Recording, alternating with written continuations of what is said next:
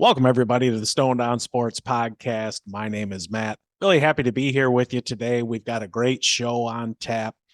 As always, I'm joined here by the two-man power trip, Kyle and Ramey. Ramey, we've got some legit preseason football going on. You got a chance to see Anthony Richardson on the field. What did you think? Hey Matt, it's good to have football back, first of all. And I was actually out to lunch with my parents and family celebrating my dad's birthday, and we were at Ale Emporium. Nice. Kyle. Yeah, Excellent. yeah, and we were watching, and I mean, it started off well, and then he threw that crazy interception. But I mean, that's going to happen this year with his lack of experience, and you just hope he gets better as the year goes on. But I didn't think it was terrible. He had moments where he looked good. They controlled it for the most part with short passes and running. Knew it wasn't going to be a finished product by any means, but it was encouraging. I think the running game is going to be strong, whether or not Jonathan Taylor comes back. And it does look like the line's playing better, at least in a short spurt there than they did last year. So it'll be fun to hopefully see him grow as the year goes on. Kyle, how are you today? Super great. Football's back. I didn't get a chance to see any Anthony Richardson highlights. I'm a horrible sports podcaster. How did he play, a quarter or a series, or He played a quarter, yeah. yeah? Okay. Yep. Hell yeah. Lions had a game 2 on Friday, beat Giants. Looked pretty good. Defense looked good. Brian Branch looked real good. Or he should have been a first rounder. Jahmyr Gibbs looked great as well. Jack Campbell was wearing the green dot, which was encouraging. So he's communicating the defensive calls. And football, man. Getting excited about all the shit. Fantasy especially. I think the main thing is you find the hardest part is admitting you have a problem, and you saying that you're a terrible podcaster. I think we're taking a step in the right direction. Yeah. Pretty shitty. I am the number 3 guy on this thing. These guys carry me. I'm just here for the ride. I designed some shit. That's all. And post some stuff on social. That's all. Riding our coattails to millions of dollars. Yep. Sure are. Or anything. I'd be happy with a $5,000 sponsorship at this point. Well, we do have tens of subscribers, so there's that. Yep. Recently achieved 36. It could be more, I guess, by the time the podcast is released in a few days here. But and we're thankful for each and every one.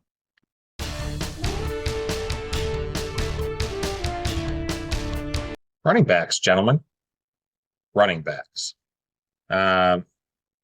Teams need good ones.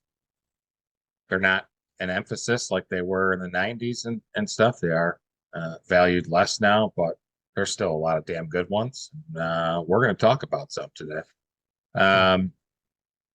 Teams need them. That's the kind of dynamite analysis that makes you number 3 on this podcast.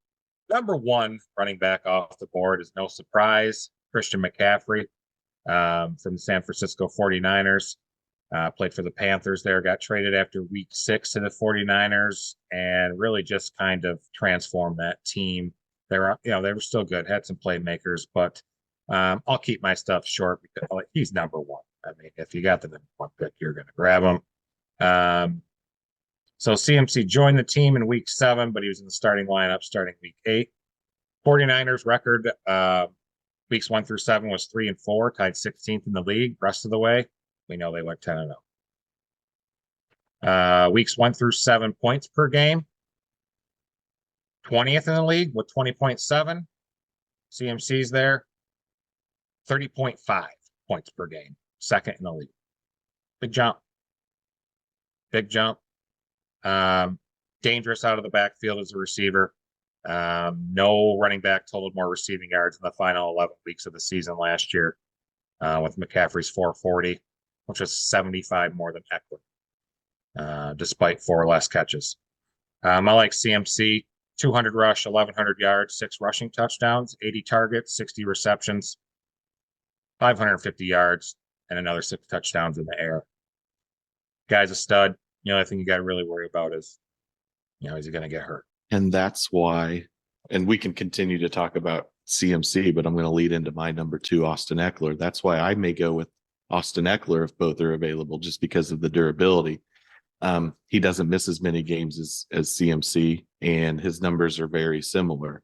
Having played as much as he did last year, I don't want to jinx it, but it feels like CMC is due to go down with some kind of injury that will put him out 2 or 3 games. So, I mean, last year, Ekeler played all 17 games. He had 915 yards rushing and 722 yards receiving. He had 18 total touchdowns.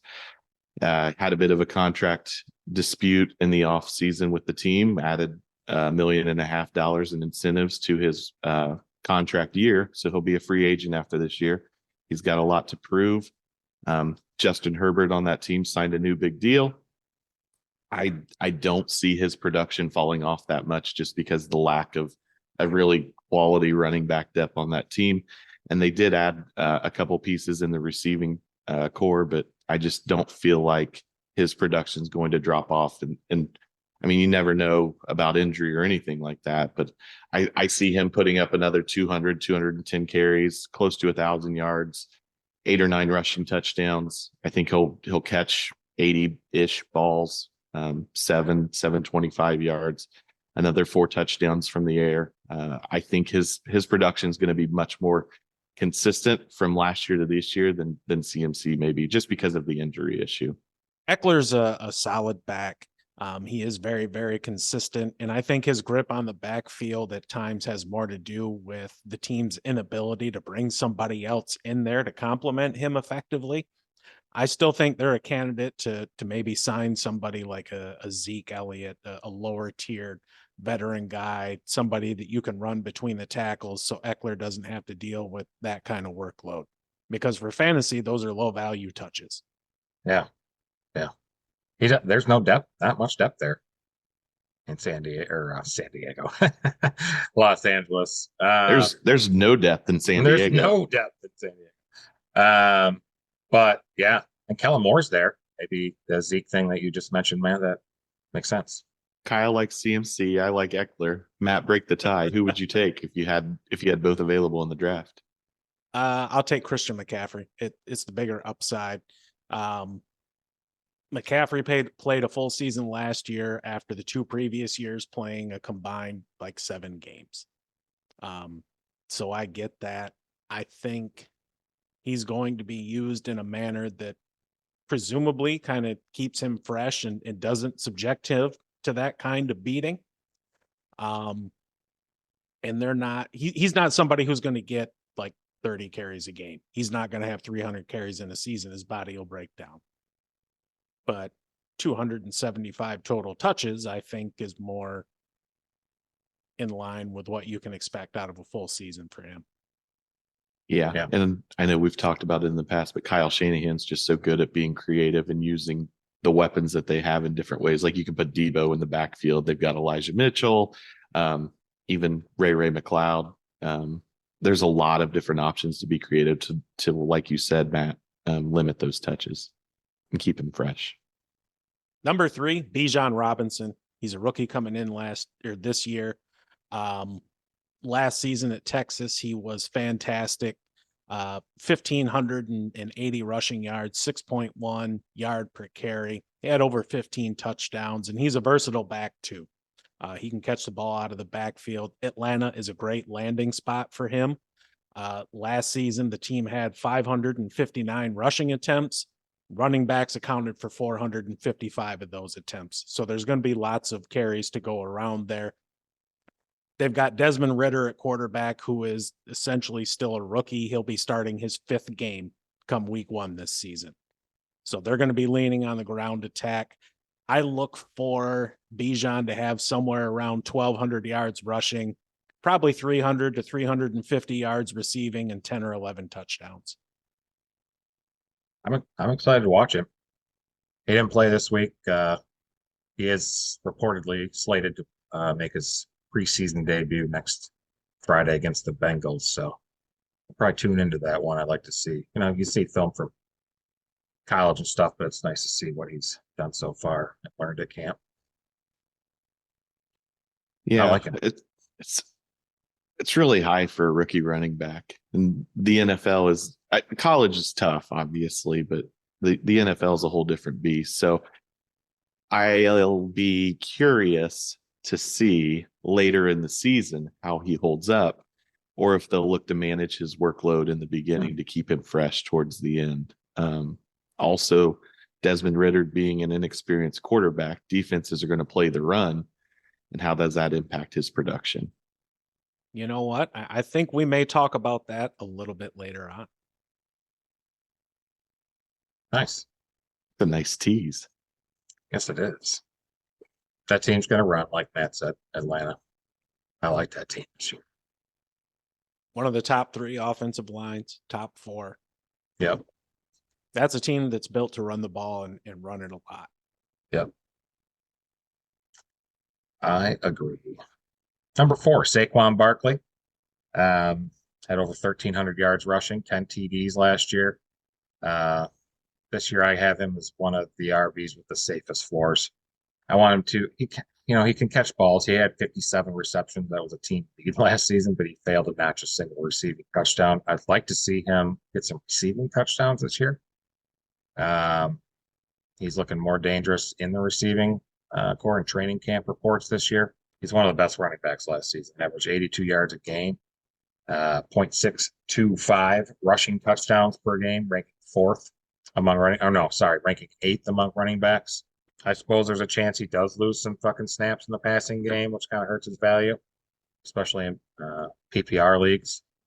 I still got him 35 receptions for 300 yards and 2 touchdowns. He's going to get 2 receiving touchdowns this year. 1,100 yards, 7 TDs on the ground. Like I said, safest floor among running backs, in my opinion. Yeah, Daniel Jones got the big extension, but Saquon is the one that makes that offense work there in New York. He's somebody they got to keep around just because of his versatility, and he's somebody who can take it to the house on any given play. And you need to make sure you have players that are that explosive on the field. Yeah, he was 6th worst PFF receiving grade last season. Not good. He also had the most drops among running backs last season with 7, league leading. But from what we're reading, he's looking a lot better receiving. So hopefully they get him more involved in that. He can get more comfortable and give a little more dynamic instead of just a rusher. Moving on to number 5, Nick Chubb of the Cleveland Browns. He played all 17 games last year. He had a ton of carries, 302, but he did have over 1,500 rushing yards. He had 12 touchdowns, not a huge factor in the passing game, but he did have 27 receptions for 239 yards and a touchdown. Only lost 1 fumble all year. He's a workhorse. They're going to lean on him again this year. The couple of concerns that I have is he's consistently been a workhorse, and when does he start to wear down? And also Deshaun Watson theoretically should be improving as a passer. You hope he's not as bad as he looked last year. So you would think that they're not going to rely on the run quite as much this year. I think he'll still have 280 carries or so. I think he'll put up around 1,400 yards and again, close to 10 touchdowns. In the passing game, I could see him getting maybe a little bit more production just because of that offense. And like I said, Watson picking things up. 200 yards, maybe a touchdown from the air. But they're going to ride him to control the clock and to keep the game in reach. But between the amount of carries that he's had over the last few years, no more Kareem Hunt there. Jerome Ford's his backup now. So the dynamic in the backfield shifts a little bit. I think that he'll much like Saquon, his floor is solid there. And he does have a high ceiling as well, but he's just a workhorse, and he's going to give you consistent points week in and week out. He's a badass. I think he's got a legitimate argument for best running back in the NFL, period. I'm really high on that offense this year. I think Deshaun Watson is going to start to look like Deshaun Watson of old. They've got some great weapons there in Amari Cooper and Elijah Moore. There's going to be a lot to go around. They've got a rookie running back behind him who's going to help a little bit, but I think they're going to give him all that he wants. I would have no problem taking him as the second running back off the board, honestly. Yeah, and the flip side to my Watson argument, picking things up and passing passing better than he did last year, it opens things up for the running game, so he could benefit from that as well. There's an argument to be made there, but I agree. He's a workhorse. He's a high floor and even a high ceiling guy. Unless something catastrophic happens, he's going to be giving you consistent numbers week in and week out. Yeah, and if he can play some third down this year, that would also help his fantasy out. But reports from training camp suggest he's getting some work on third down. So he's been a good receiver when he has. He's caught 75% of the balls thrown to him, 158 balls. Plus, he's a much better blocker than Ford or Belton. Yeah, speaking of good blockers, number 6 on the list, Tony Pollard, coming from the Dallas Cowboys. Last season, he was the number 4 overall running back, according to PFF, 4th in run grade, 7th in receiving, and 3rd in pass protection, which is something that's very important there in Dallas, as they want to keep Dak on the field. He split time with Zeke last season. He still managed around 1,300 total yards, and he had 11 games of either 80 total yards or more or a touchdown. The big key to that was his efficiency on a per touch basis. I think with increased touches this year, because there's just Jags behind him on the depth chart, I think you're going to see a decrease in that efficiency, but still an increase in his overall numbers. I'm thinking somewhere around 1,400 total yards and close to 10 touchdowns. I don't like the Cowboys, you know that, but if I was to pick a Cowboys player, I'd pick Tony Pollard.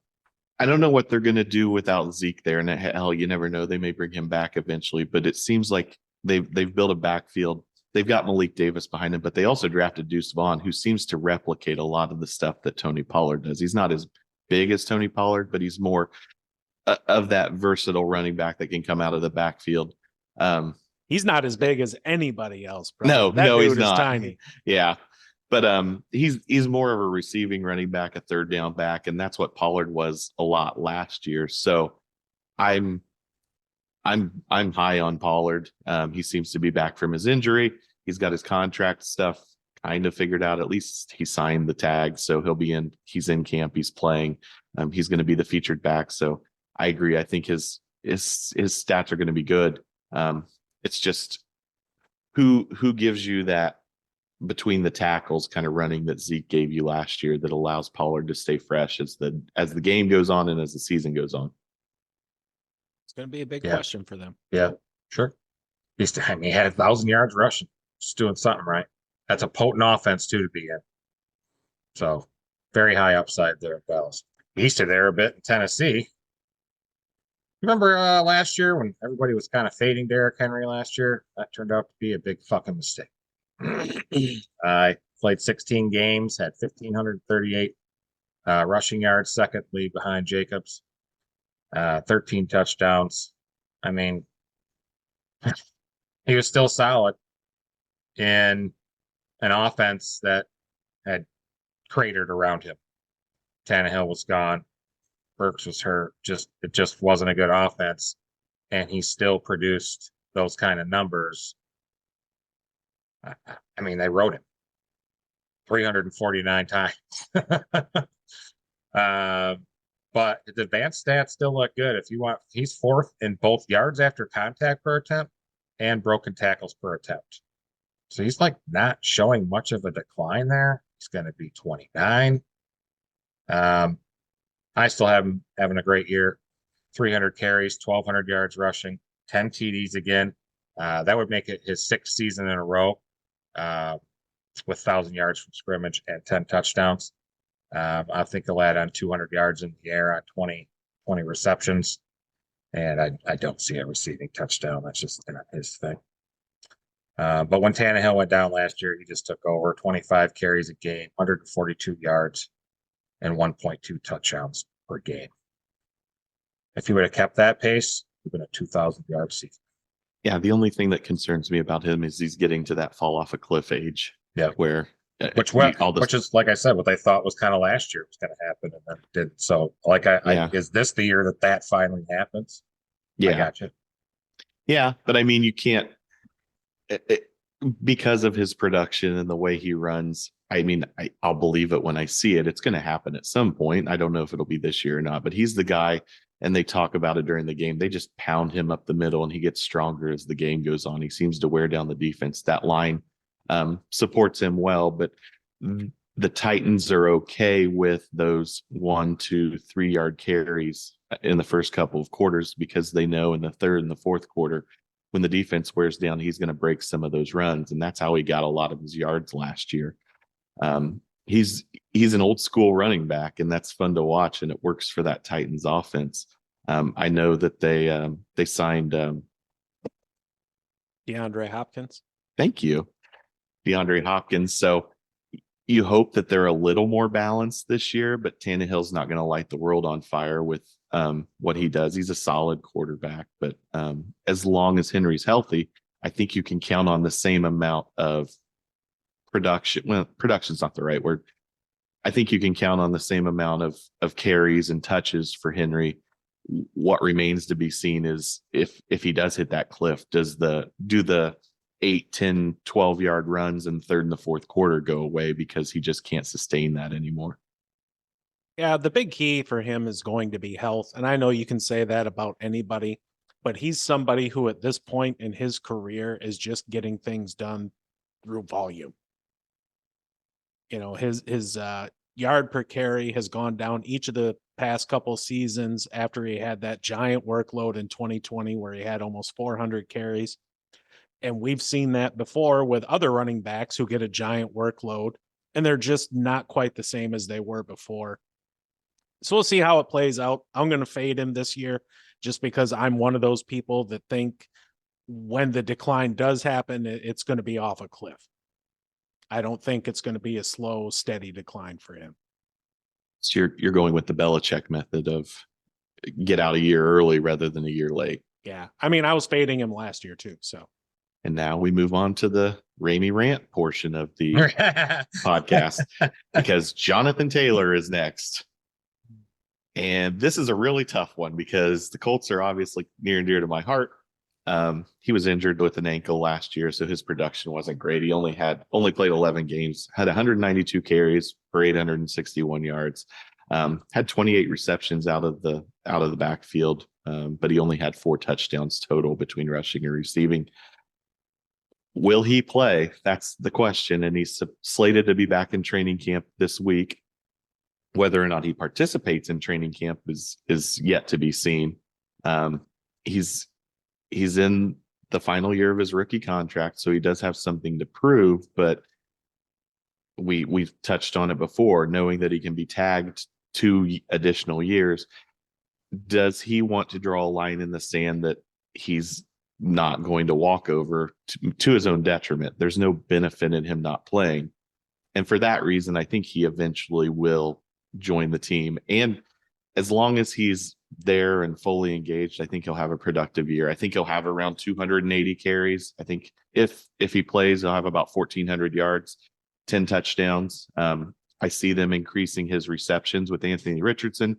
You want safe, quick throws, so getting him out of the backfield. I see him catching around 50 balls, maybe 300 yards and a couple of touchdowns. So it goes back to if he plays, that running back room has a little bit of depth with Zach Moss and Deion Jackson. So I don't think he will be quite the workhorse that, say, a Nick Chubb or Josh Jacobs would be. But as long as he's playing and healthy, he's going to be productive. It's just, is he willing to get back on the field and play, knowing that some money is better than no money, even if it's not as much money as you hope for. Yeah, I think the issue is he's still on his rookie deal. If this were taking place next offseason, then I think, to me, it would make more sense. Him being away from the team right now, I think, is 100% him playing the game. Quite frankly, both he and Irsay look awful in this. Jonathan Taylor's no idiot. He's a smart dude. You know, it sounds like, though, that maybe his agent was kind of pissing in his ear a little bit. But when he's on the field, he's a top 5 running back with tremendous touchdown upside. I've got him in a keeper league. I'm debating on the salary at the moment. Some days it's, screw it, I'm going to drop him. And other days it's like, well, I don't see him missing, if he does miss time, maybe he misses a game, maybe he misses 2 games. I don't know what his end goal is. Maybe it's just to not get franchised. He, like you said, he wants to get paid. The Colts have paid their guys, Shaq Leonard, Quentin Nelson, right or wrong, whether you should pay those positions as much as they did. They signed them to long-term contracts the year before their rookie contract expired. Now, that being said, Taylor was out for a few games last year with an ankle injury. So from the Colts perspective, it's like, get on the field and prove it, and we'll pay you. We've shown that we pay our guys, but his agent is his new agent as well. So his agent hasn't seen any money from Jonathan Taylor. And I think because of that is the motivation to try to drive a new deal now so that agent can get paid as well. But I agree with you, Matt. They both look terrible, both Irsay and Taylor. This should have been done behind closed doors. But that is not the purpose of this running back discussion today. So we'll get into that another time. Number 9 off the board is Najee Harris. As a rookie, had a fantastic season, 1,200 yards, shit ton of touchdowns. Last season, he was hurt coming into camp. It was a Liz Frank injury or some kind of foot injury. And for where you were getting him last year in the first round for the first half of the season, you were probably kind of pissed. But if you held on to him through the bye, you were treated with somebody who had all 6 of his 80-yard games in the second half of the season, and he scored 6 of his 7 touchdowns. His yards per carry was up by a full yard as well. In the offseason, the team did make some additions to help out on the offensive line, which was not so great last year.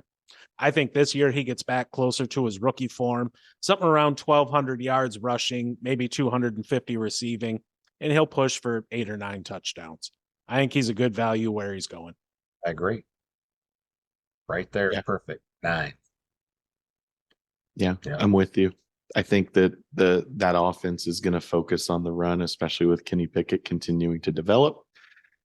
So they'll run him a significant amount, but at the same time, his per carry average isn't anything through the roof. So he's going to be a consistent guy as long as he stays healthy. And I feel silly saying that because you touched on it, Matt. You can say that about anybody. I mean, you can say that about us. If we're healthy, we're going to be consistent. May not be consistently good, but yeah, I think he's a guy that if he's your running back 2, I think you would be very happy. I think he's on that low end of the running back 1 scale. I actually like this next guy one spot better. I kind of wish they were flip-flopped if I would be doing some rankings, but Rhamondre Stevenson with the Patriots, number 10. I would take him ahead of Najee.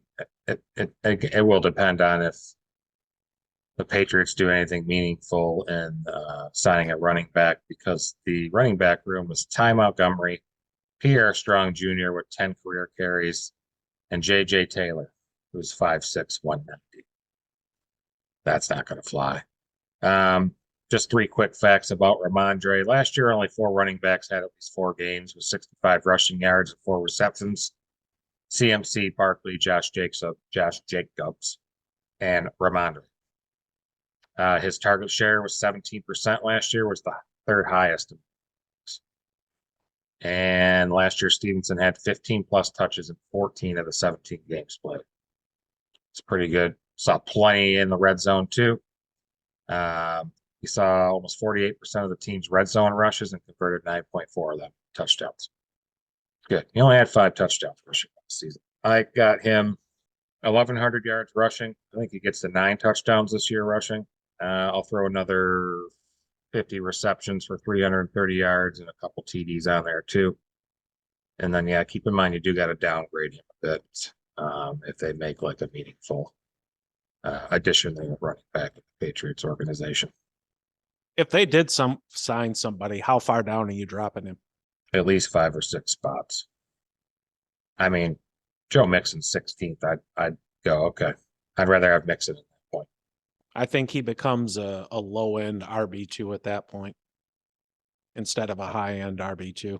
Yeah. He's got a real option to be an RB1 with some touchdown upside. But if he can build on last season as a pass catcher, and he's the man there. Is that offense going to be potent enough to put him in a position to score many touchdowns?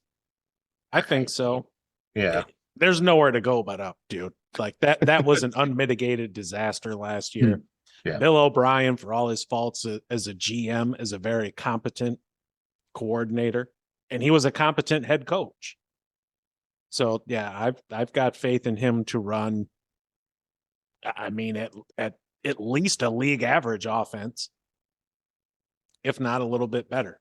All right, let's talk about Josh Jacobs. Let's continue the theme of guys that may not play this year. Right. Josh Jacobs. When I talk about Nick Chubb being a workhorse, Josh Jacobs looks at Nick Chubb and says, "Hold my beer." He had 340 carries last year and 53 receptions on 64 targets. He played all 17 games. He had 1,653 yards, 12 touchdowns, another 400 yards receiving.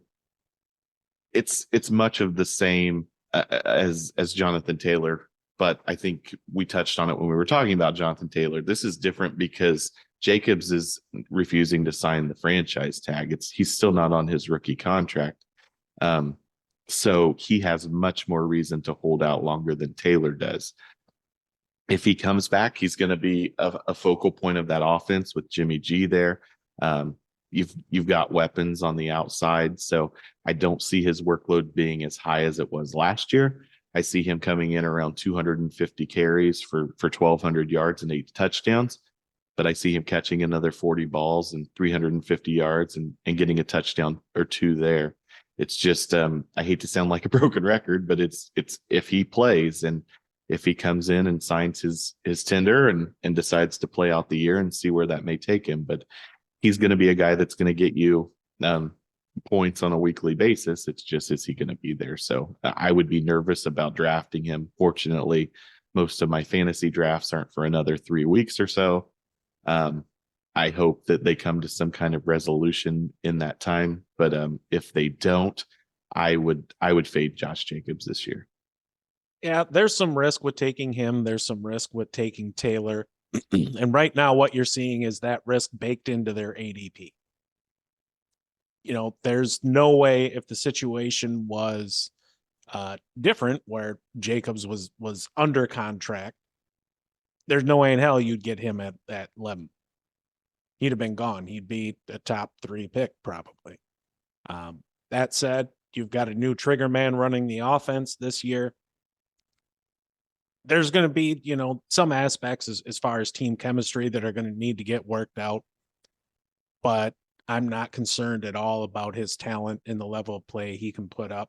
I don't know that I want to draft anyone who isn't under contract, especially this high, you know, because you're drafting him as a low end RB1 in a 12-team league. That's somebody you need to count on. I would also be fading him. I'm not. I don't know if he's going to play. And in training camp, you don't sign the tag, you're not getting any fines. So there's no reason for him to come back. Well, somebody we're not going to have to worry about being there week 1 is the number 12 running back off the board, rookie Jahmyr Gibbs. And it was a lot of fun to do this one. I was looking into what he did at Alabama, averaged 6.1 a carry there, averaged 10.1 yards a reception. And to kind of figure out where expectations could possibly be for him, I looked at Deandre Swift's production over the past 3 years. And while Swift was good to miss 3, 4, 5 games every year, he still averaged just under 1,000 total yards and 9 touchdowns per season. I think that's a good baseline for Gibbs. However, I'm a little bit more optimistic than that. I'm looking for him to come in between 1,150 and 1,200 total yards and 8 touchdowns.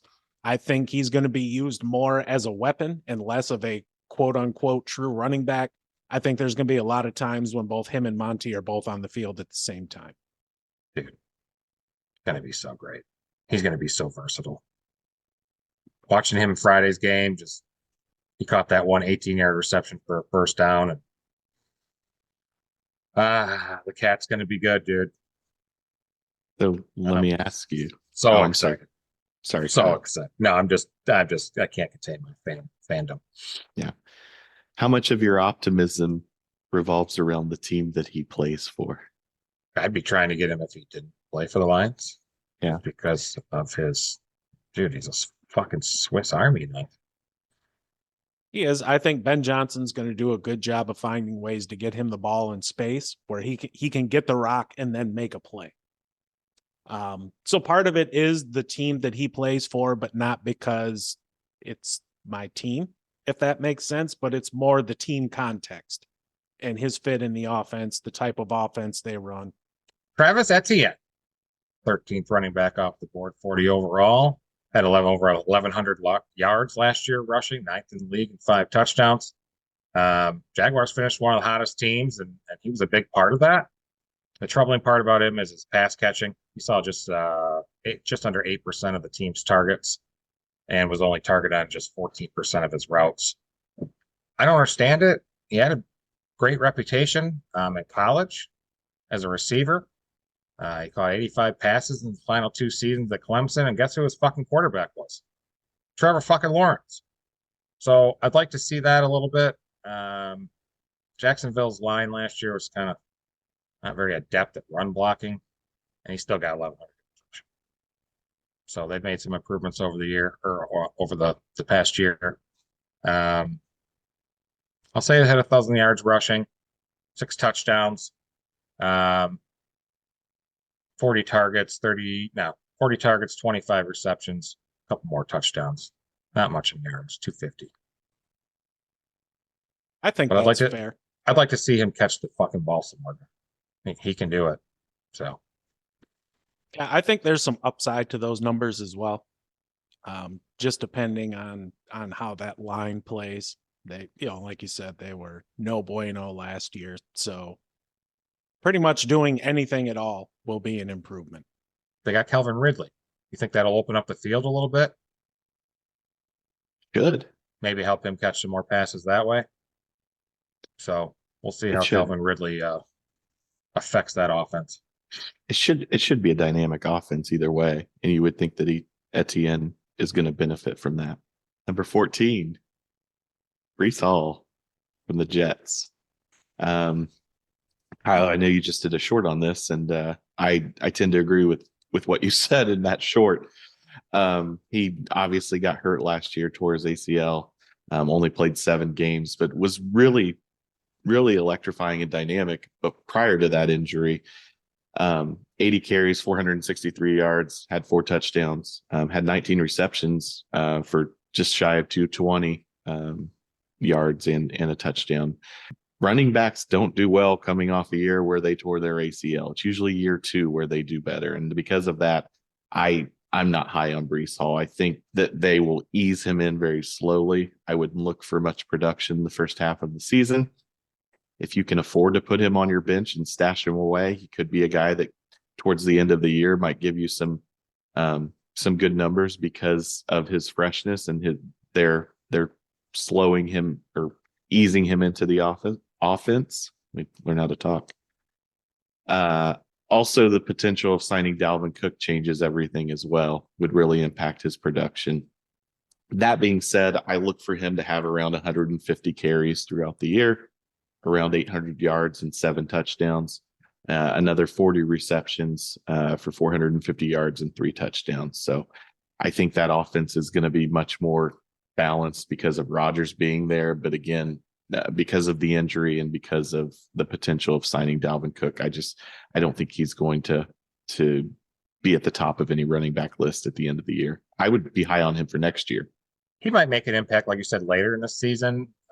It's going to take a little bit of growing pains through the first couple months of the season for the Jets to get everything figured out, with Rodgers being new, everybody learning the new offense, and everybody just meshing. So maybe the time they're trying to figure that out, he's getting healed, and maybe it could make a little difference this year. I don't think he'll have 7 touchdowns, though.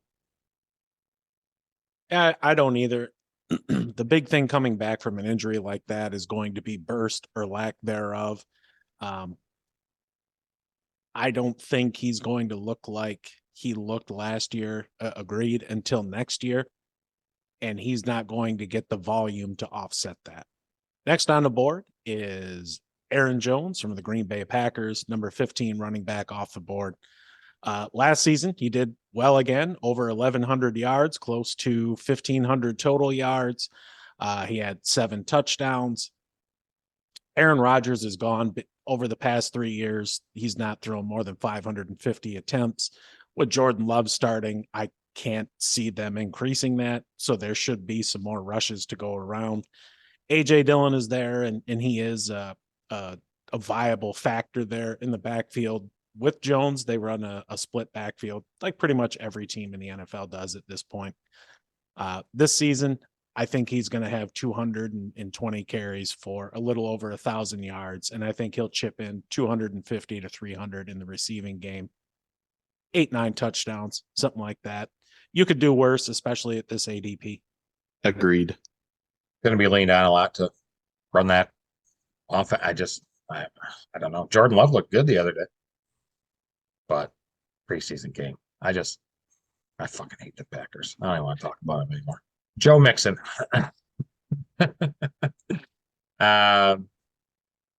One of the few true workhorse backs left in the league. We spent the whole offseason kind of waiting for them to cut him, and then they didn't. They restructured his money. Still going to be 27 this season. Still got a couple years left. He finished second in carries from inside the 10 last season. Unfortunately, only just scored 5 touchdowns. I think what'll help is they signed Orlando Brown Jr. He's a run blocking extraordinaire. I think that's going to help. They significantly upgraded their line. Target shares, too. He's great catching the ball. When Chase, Higgins, and Mixon are on the field, Chase is 25%, Mixon is 24%, Higgins is 21%. He's getting looks. I like him for 850 yards rushing, 7 touchdowns, 60 targets, 45 receptions for just under 400 yards and a couple receiving touchdowns this year. I like him kind of right where he is. Talked about earlier about Rhamondre got somebody. The Patriots got somebody in the backfield there that I would then and tune take Mixon over Rhamondre. I like Mixon better. He's going to flirt with a top 5. Well, not top 5. I'll say 5 to 7 finish this year. Yeah. That offense is so potent that he's going to have lots of opportunities. So yeah, the touchdowns is the part I would be concerned about. If it could go either way. Like you said, last year, he didn't capitalize a ton. So maybe that evens out this year and he does put up a top 7-8 running back production in the fantasy world. Kenneth Walker III out of Seattle. Had a good rookie year last year. He played 15 games. He had 228 carries and just over 1,000 yards. He did injure his groin in camp, but it doesn't look to be a serious injury. They're just taking it slow with him, as they should in camp. That offense is going to run through Geno. They're going to try to pass the ball a lot, but Walker offers what?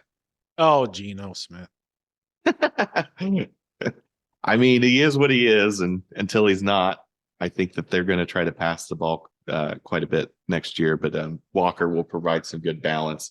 I look for him to have very similar numbers to what he did last year. You've got Zach Charbonnet behind him, giving him the opportunity to stay fresh. I think he'll have around 230 carries. Again, just over 1,000 yards. and 8 or so touchdowns. I think he'll have 30 grabs for about 180 yards and another touchdown out of the air. So solid numbers from this position. I wouldn't be afraid to take him at this spot. I worry about his injuries. He's already having issues. What's the one? It's a groin, I think. Yeah. Groins are tough. Yeah. They said he's running again, and his next step is he's running in straight line. His next step is to be able to run in a zigzag. Right. Zigzag. I prefer zigzag. So it doesn't look to be serious, but yeah. Zigzag. What is this, like an elementary school fucking I'm a 12-year-old. day celebration or something? Yes. Zigzag race. We're all gonna play tag after this is over. Get your potato sacks, kids, and bounce around here in the zigzag formation. I love it. Yeah. I don't know. You said they're going to throw the ball a lot. They're still going to fucking run a lot. Yeah. I know they are. They're the Seattle Seahawks. Should have ran the ball a few years ago in the Super Bowl. But next on the board is the number 18 running back is Javonte Williams. He's somebody coming off of a catastrophic knee injury. He tore 3 ligaments in his knee. Played 4 games last season, and he's somebody who had a lot of hype coming into the season last year. Formed, fairly well in those 4 games. Completely overhauled the coaching staff there in Denver. You've got Sean Payton in. Sean Payton come out and said he's 100%.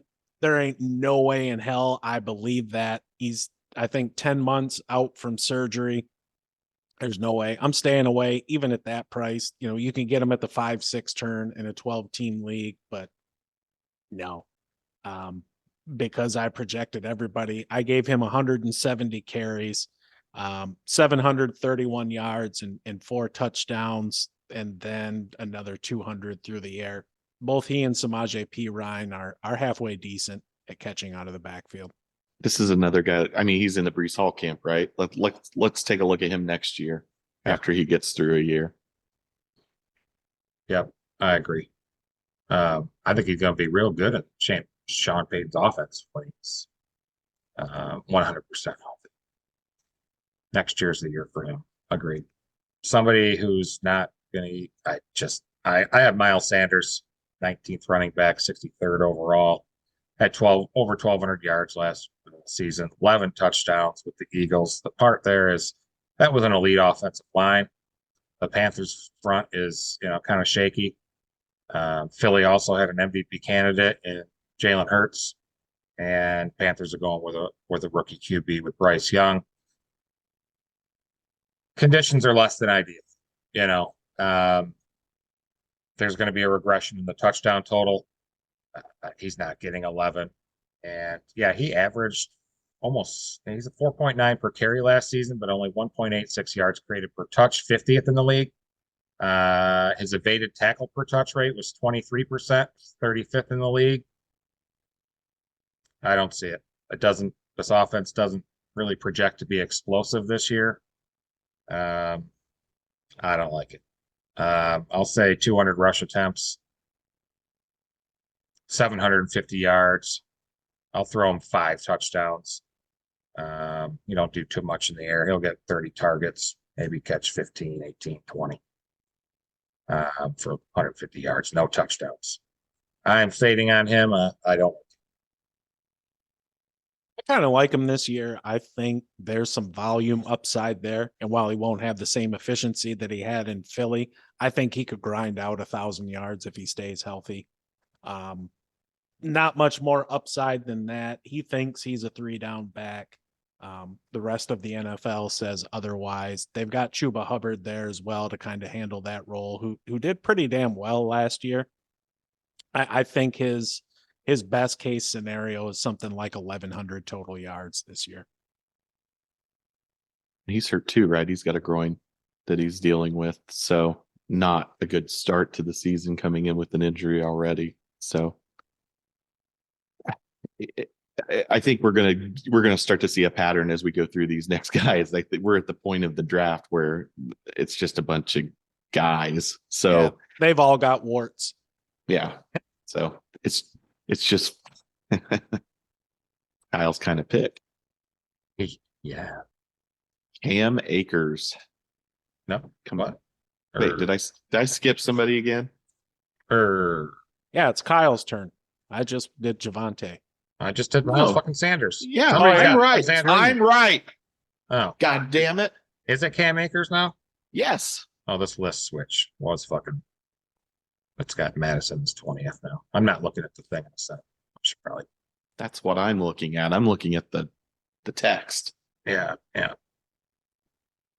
I just built all that up to say I really don't like Cam Akers. He's just a guy that doesn't seem to be a workhorse running back. He did play 15 games last year, which was good for him. He had 188 carries and 786 yards. He did have 7 touchdowns. Only had 13 grabs for 117 yards in the air. Didn't have any touchdowns there. Stafford's healthy. Kupp's healthy. He should see some benefit from that, but I'm just not real high on him. I think he'll have around 200 carries just because he's the lead back there. But Kyron Williams coming behind him, he's a good backup, so I could see him stealing some carries away from him. I think Akers will have around 800 yards and 5 touchdowns out of the air because Stafford's back. I could see that production increasing.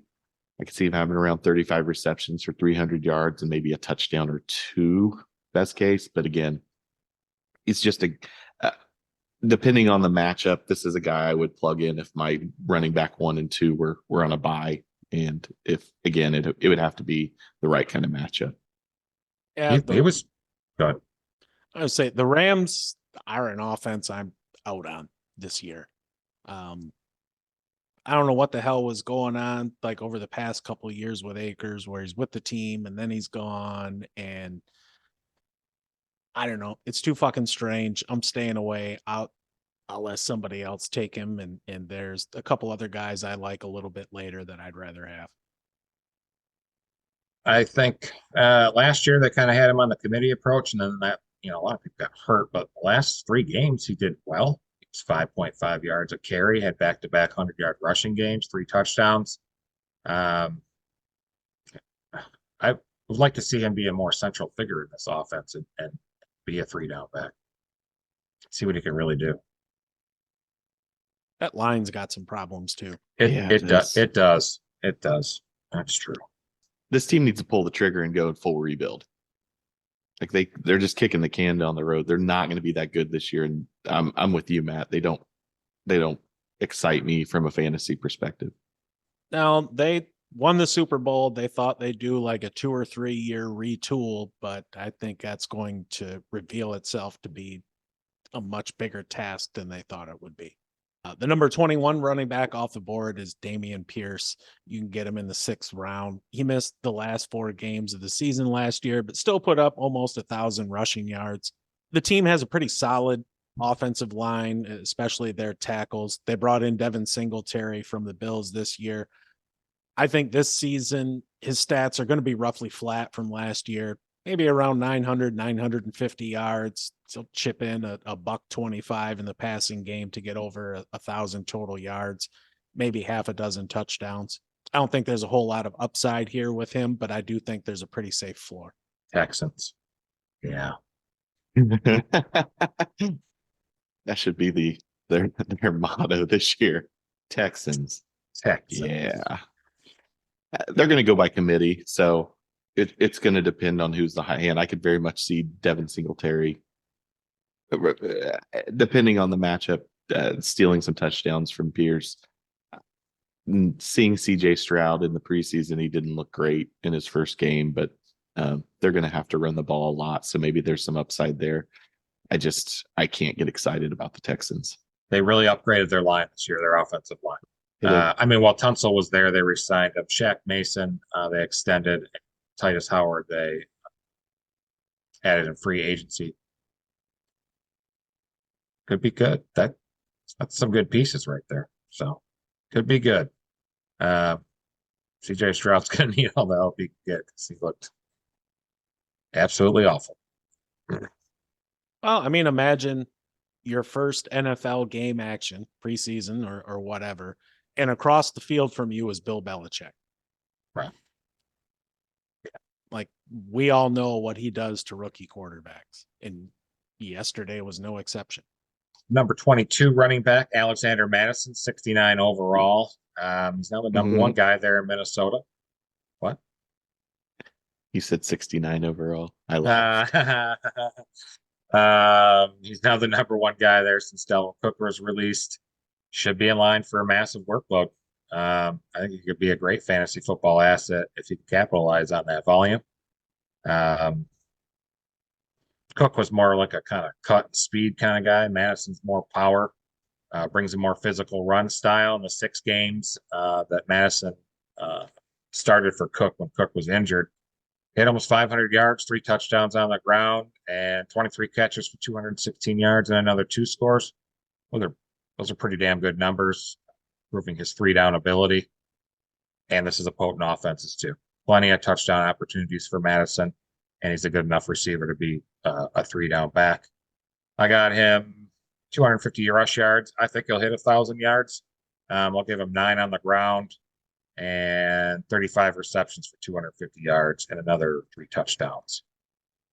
So yeah, I think it could be over 1,000 scrimmage yards, 1,000 touchdowns. I like his situation this year. I think you're a little generous with the touchdowns, but the rest of it is spot on. There is absolutely nobody there to challenge him for carries. So they're going to give him as many as he can handle. Yeah. He could be the biggest steal, really. 20. Yeah. I mean, 22 overall or 22 running back.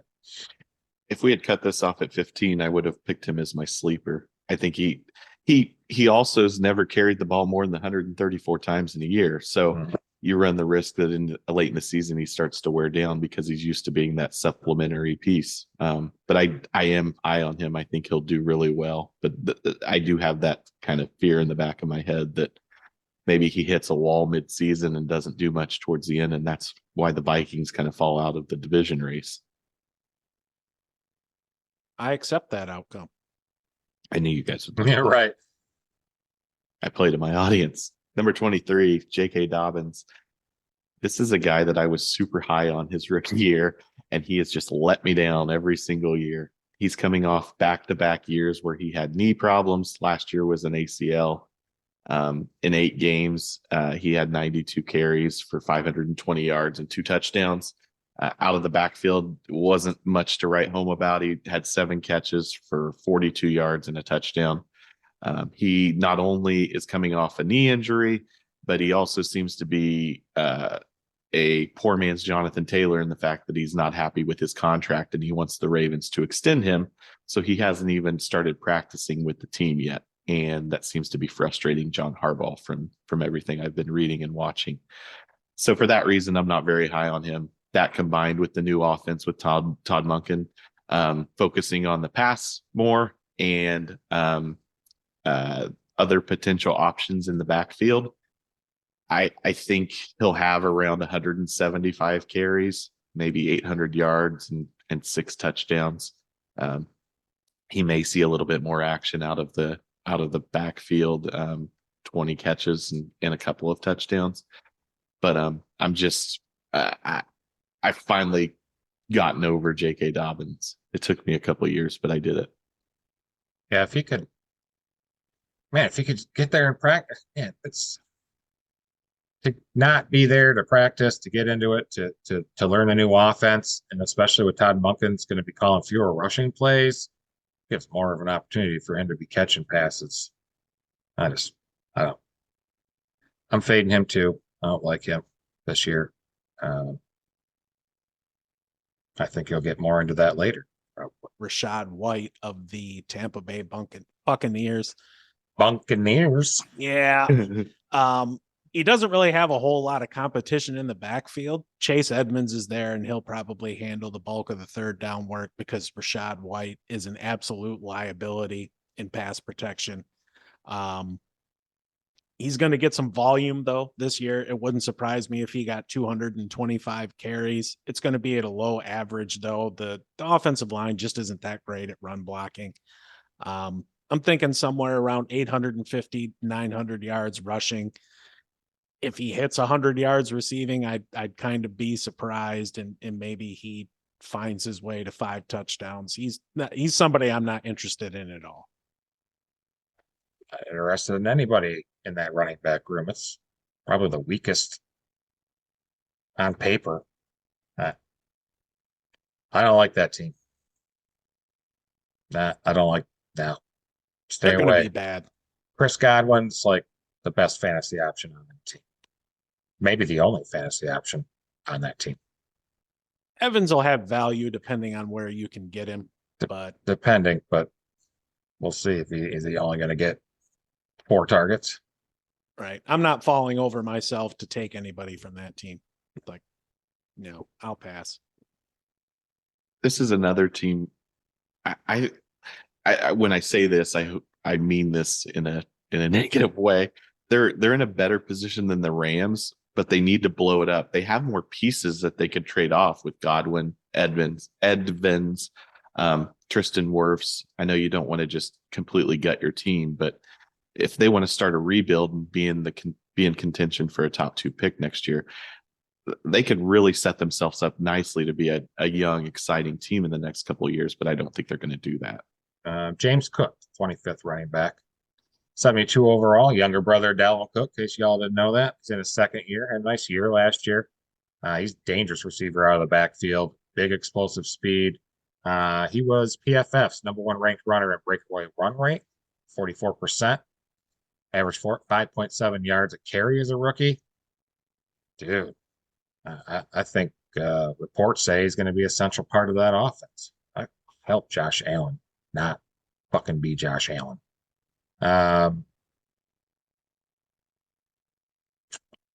Defense has kind of played a lot of, safeties deep because of Josh Allen's throwing ability. That might open up some more holes for Cook. They lost Evan Singletary. Who'd they grab there? Dameon Harris.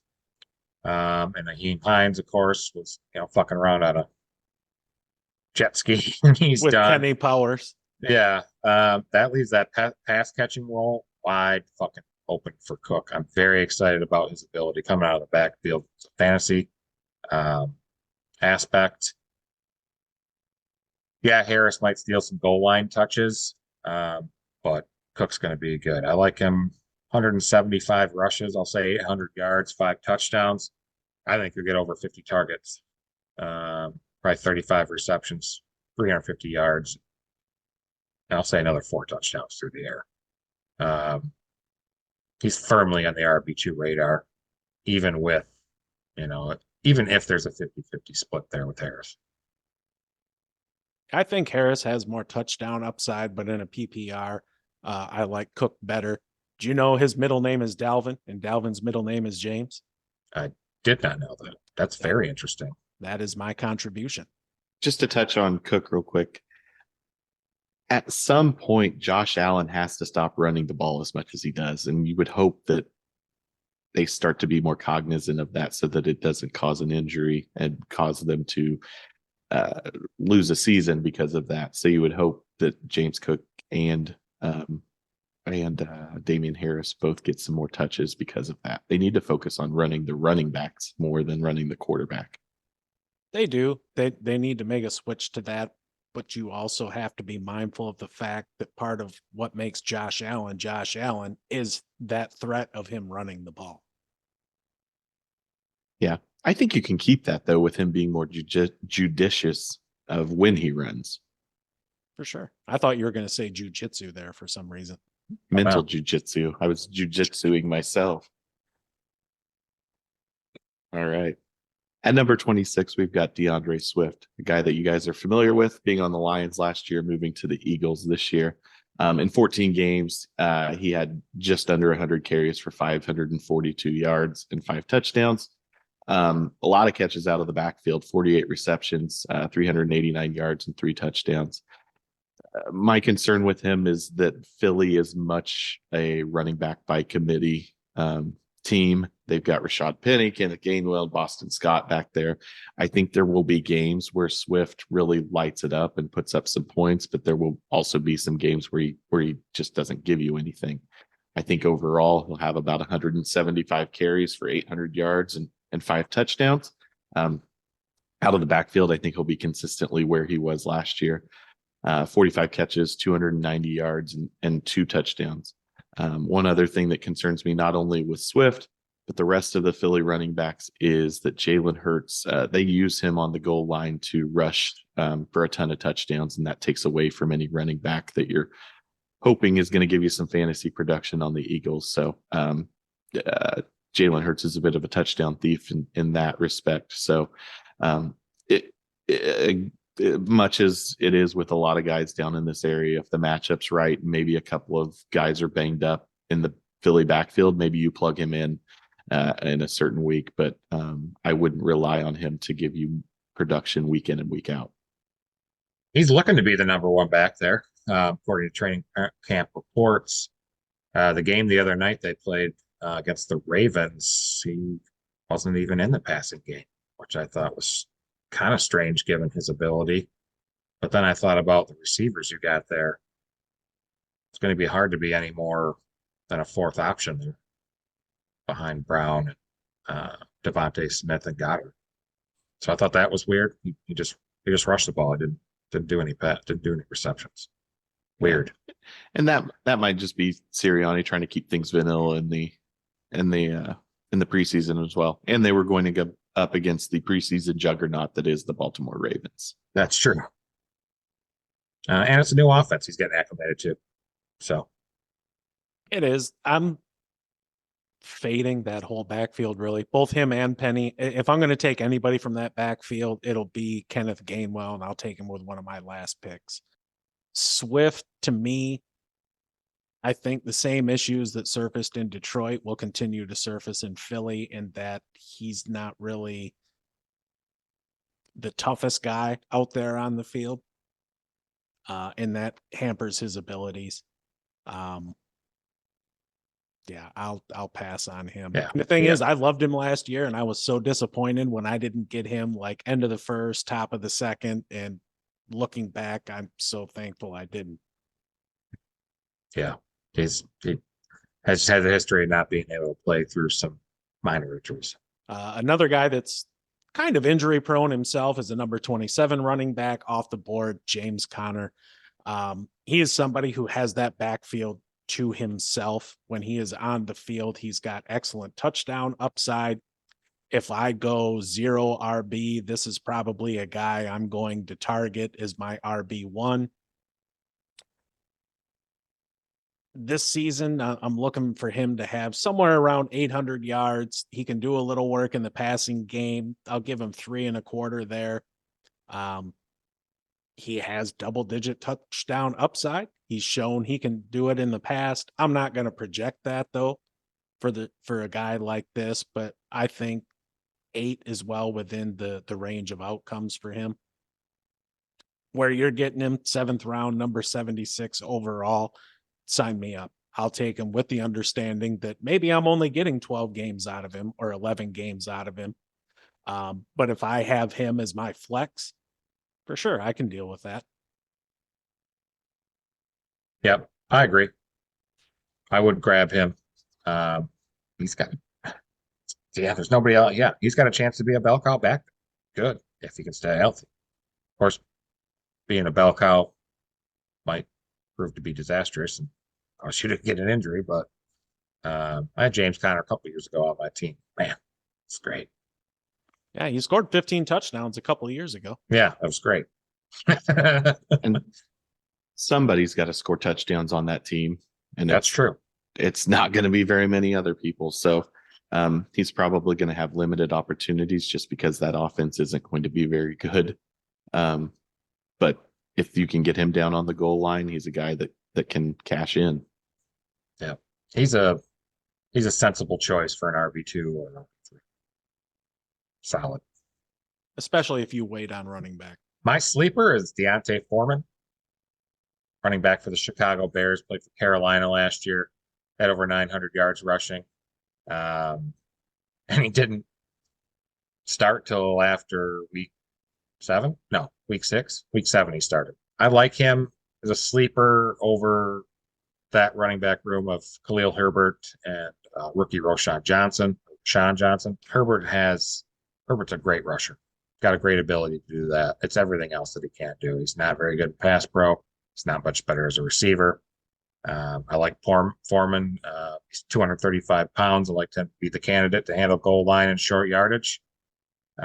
He's never been a big receiver in his career, but he's been heavily featured in the passing game in training camp and plenty of first team reps. So clearly he might have improved in that area. So I like him. 150 attempts, 675 yards rushing, 6 touchdowns on the ground, and I think he'll grab 30 receptions this year for 300 yards and 1 touchdown. Nice. I've heard some conflicting reports out of camp of him running with some first team guys and Khalil Herbert running with some first team guys. There's going to be a lot of carries up for grabs there, though. That was the number one rushing. They run the ball like 58% of the time last year, 59. They were number 1, I think. Wouldn't surprise me. Yeah. A lot of that was Fields too. I mean, helping that. My sleeper is Gus Edwards of the Baltimore Ravens.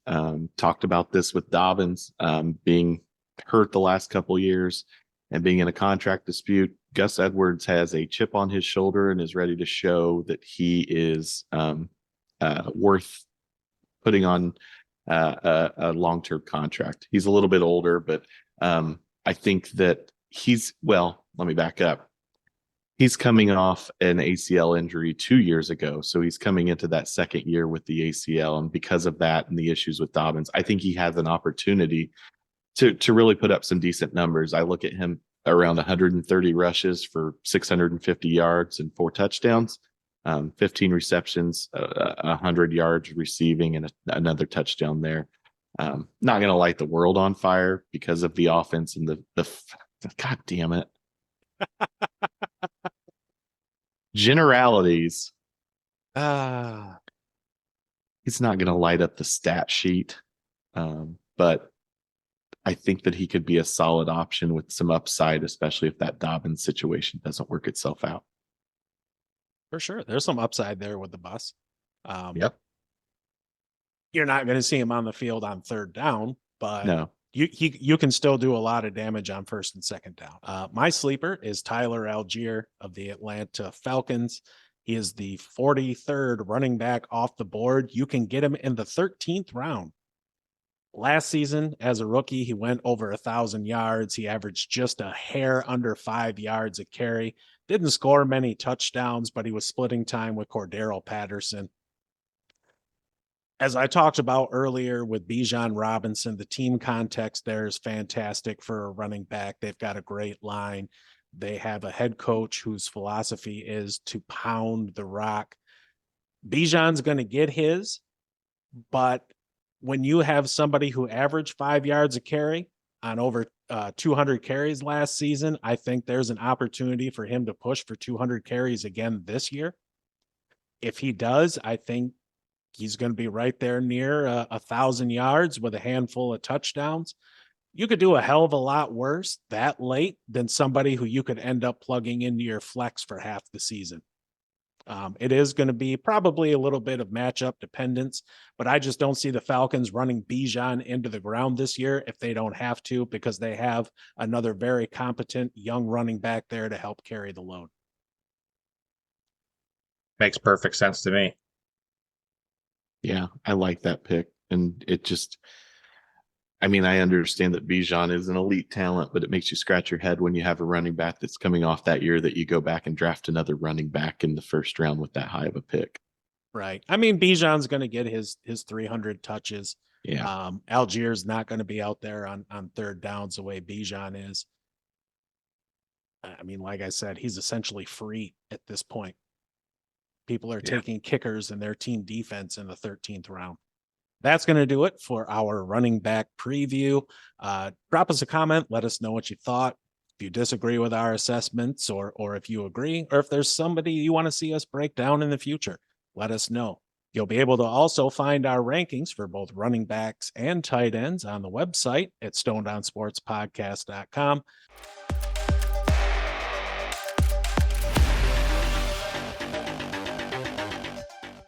Next, we have our back in the day replay portion. I'll just go ahead and get it going. Hey, fellas. Have at it. August 16th, 1920, Cleveland Indians shortstop Ray Chapman is hit in the head by New York Yankees pitcher Carl Mays and dies 12 hours later. He is the only player to die directly from injury received during a major league game. His death led baseball to establish a rule requiring umpires to replace the ball when it becomes, dirty or whatever. His death also helped lead to the ban on spitballs after the 1920 season. However, it still took him another 50 years to, adopt a rule for a fucking helmet, which would have made much more fucking sense. But yeah, dead. Only guy. Yeah, give him one of those leather football helmets. All right. Yeah, that'll save him. Ramey, what's your back in the day? I almost did yours. No shit. Yeah, but I didn't. This week in 1986, United States Football League standout Herschel Walker signed to play with the Dallas Cowboys of the National Football League. Walker was a standout at Georgia, a Heisman winner, and probably is most famous for being the catalyst in the trade between the Cowboys and the Vikings that set up the run in the 90s, the dynasty, just because of how lopsided that trade ended up being, and Jimmy Johnson doing such a good job with the picks that were given to him by the Vikings. I'm not going to run through the whole trade, but the Cowboys were given 3 or 4 different players, and then the option on some future picks contingent on keeping or cutting those players. And Jimmy Johnson cut all of those players and kept gaining first and second round picks and third round picks from the Vikings to supplement that roster and set them up for success throughout the 90s. So I'm sure you love that, Kyle. It worked. Jesus. They were good. They were good. They were. Man. I had Elvin Harper in the fantasy football team one year, and he had an excellent year. Man. Matt, take us back into history. August 14th, 1959. A group of folks meet to form a new football league. Charter members include Dallas, New York, Houston, LA, Denver, and Minneapolis. The following week, this fledgling league would be named the American Football League, and about a decade later, they would merge with the NFL, giving us the football that we know today. That wraps up our back in the day replay. Let us know what you think. A lot of interesting tidbits there from history. Thanks a lot.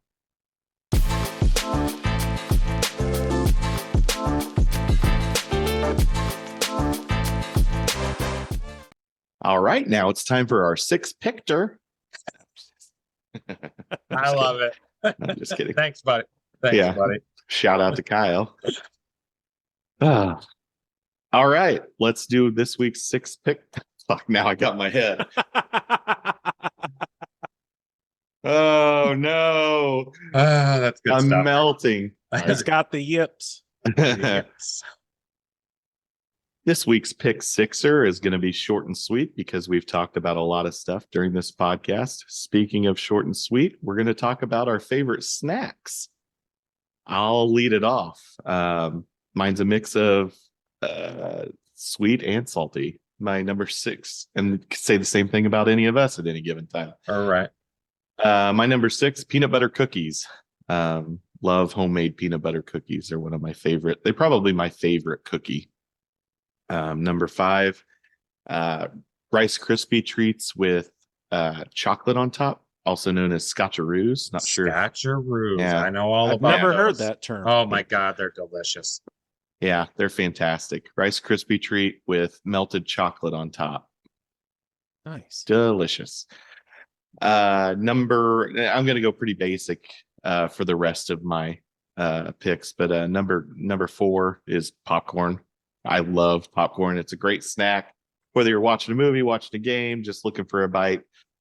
Cheesy popcorn specifically. I'm going to upset Matt a lot with my next picks because a lot of them are cheese based. So apologies in advance. Number 3, corn chips. Love me some good Fritos. I could sit and eat a whole bag of them if I wanted to. And a lot of times I have in the past. So corn chips is high on my list. My number 2 is a very weird one, and I learned this from my grandfather. It sounded disgusting when he told me about it, but it actually is pretty good. And I don't know if anybody will like this, but what you do is you take a jar of green olives, and you also take a pack of Colby Jack cheese bites or chunks. You take an olive, you take a cheese chunk, and you throw it in your mouth.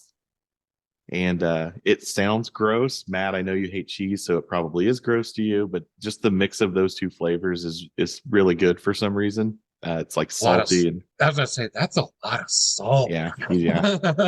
I do I love like me some olives, salt. like cheese, but I would do it. Sure. I mean, I've seen at like hors d'oeuvres, you see cheese and olives together a lot. Yeah. Stuff, so Yeah. it's not weird, but it's not probably. It's an acquired thing. Yeah, for sure. Leads me to my number 1. It's been my all-time since I was a little boy, nachos and cheese. Can't go wrong with nachos and cheese. When I was in high school, we had an a la carte bar. Instead of getting the school lunch, you could go get a piece of pizza or whatever little snacks you might want. I got nachos and cheese. Safe to say 90% of my lunches during high school. And thank God I had a metabolism back then, or else I would have had a problem. So that is my favorite snack of all time. I'll get you one up there, get you excited. So in high school, me and Matt's first year, they closed the campus. It used to be an open campus. Students could leave and go to wherever for lunch, and closed it that first year. And they brought in an agreement with Taco Bell. And they did a basic menu there: soft tacos, hard shell, nachos and cheese, I think, and Cholitos, maybe chili cheese burritos, something like that. It wasn't a huge thing, but I bet you would have just fucking thrived on our high school menu. I thrived in high school as it was, but even with that, it would have just made it that much better. Sure you did. Sure you did. I did. You were a thriver. Mm-hmm. My top 6 are, let's see, in no particular order: peanut M&Ms. You know when they have the bag that says tear and share? I don't share it. I ate the whole thing. Next, Snickers ice cream bar. I mean, I like Snickers bars too as well, but Snickers ice cream bars just really just ups it. I love them things. It's hard to not eat 2 of those in a sitting. They're good. They're rich, but you got to watch it.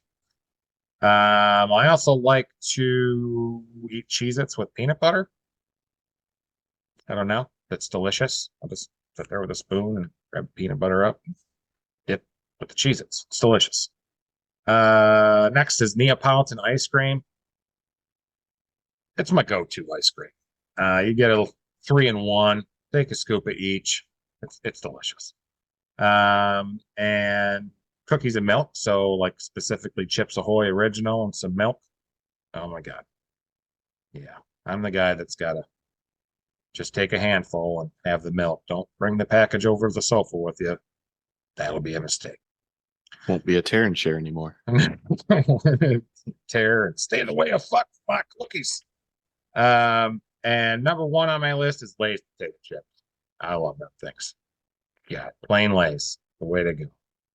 I know that I like chip dip with them, but they're so, not as strong as some other chips out there. So I don't even dip with them. They're just salty, oily goodness. Matt, tell us what fucking junk food you eat on a regular basis. Not junk, it's snack. For me, number 6, Nutter Butters. Package of Nutter Butters has a life expectancy of about 36 hours in my house. I absolutely love them. Number 5 for me is peanuts in the shell, salted.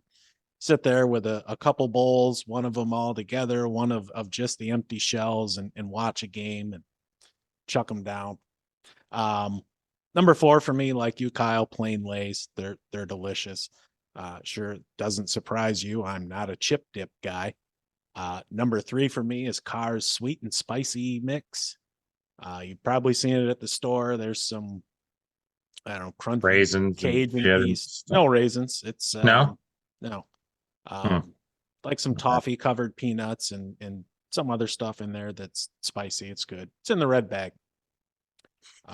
Number 2 for me, chicken and a biscuit crackers. I love those things since I was a kid.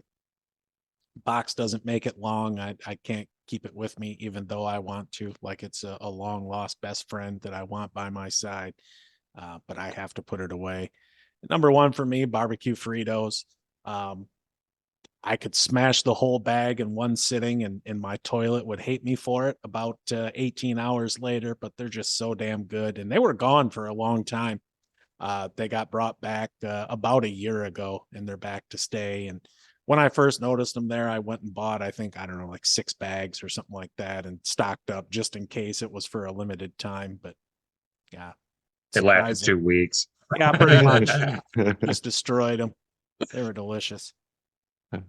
Those are some good ones. I like that. Oh yeah. Yeah. And I mean, coming from 3 snacks, which we're a bunch of snacks here. Right. And, It's making me hungry. yeah. Could go for a snack. For sure.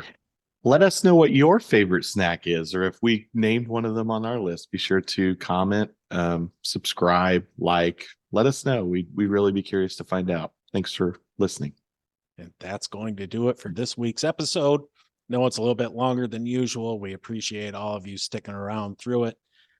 Again, a big thank you to all of our subscribers and our sponsor, Rocky's Pizza of Swartz Creek, Michigan. Really yummy pizza there. Everything they've got on the menu is just delicious. You should go check them out. Kyle, take us home. I'd like to remind everybody about the Fantasy Football Podcast Listener League. There's 7 teams in, so there's 5 spots left. Jump in and get a spot. Draft will be on September 26th. No, it absolutely will not be. Oh, no, it will not be. Let me start that over and figure out what day it is. September 6th. 6th.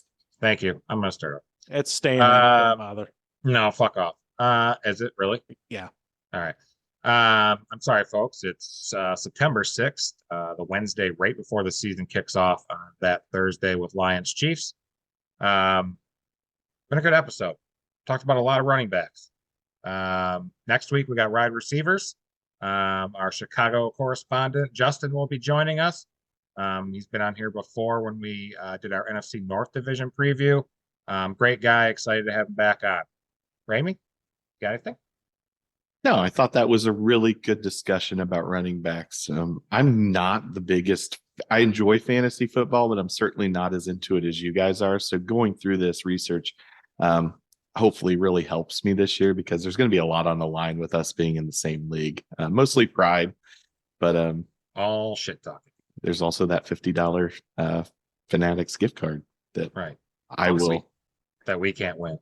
Yeah, right. No, and will. It's 75. Oh, shoot. 75. Oh, shoot. Yeah, I thought we said that. I thought you said 50. My bad. Oh, I said 50. I've marketed right. 50. 50. Yeah. 50 works. Nice. And some swag. Yeah. Sure. Or a hat. Absolutely.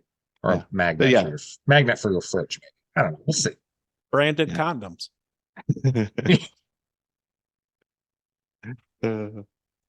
Thanks for joining us, folks. It's been a great week. We'll see you next week. Don't forget to like and subscribe. Out on Tuesday. StoneNoteSportsPodcast.com.